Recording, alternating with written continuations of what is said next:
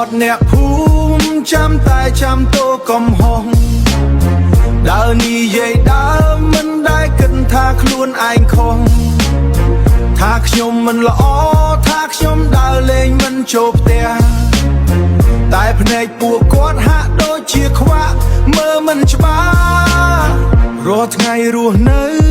ឮតែសម្ដីផ្អេសផ្អាំថាខ្ញុំនឹងជក់ចាំតែនិយាយឲ្យខ្ញុំខ្មាស់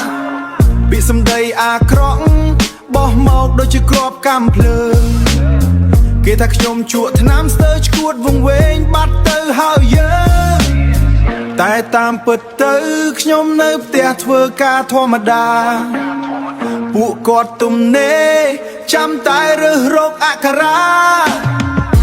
ស្រីម្នាក់នោះគាត់ថាកូនគាត់គ្រប់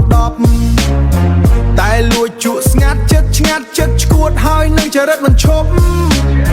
ខ្លួនឯងមិនមើលបែរជាមកមើលមកលើខ្ញុំ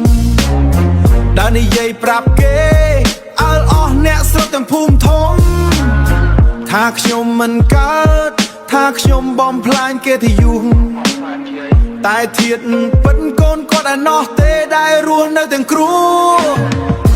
មាត់អ្នកភូមិចាំតែចាំតូកំហុសដើរនិយាយដើរមិនដែលគិតថាខ្លួនឯងខុសថាខ្ញុំមិនល្អថាខ្ញុំដើរលេងមិនចូលផ្ទះតែភ្នែកពួកគាត់ហាក់ដូចជាខ្វាក់មើលមិនច្បាស់ឈប់ទៅអ៊ំអើយកុំនៅចាំតែតាមដាន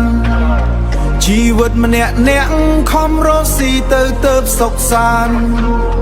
ពីជាចាំអារាមវាមិនធ្វើឲ្យខ្ញុំស្លាប់ទេតែវាបង្ហាញថាចិត្តអាក្រក់ជាងគេសាច់ធន់នៅទីណាបើមានតែមាត់ចាំ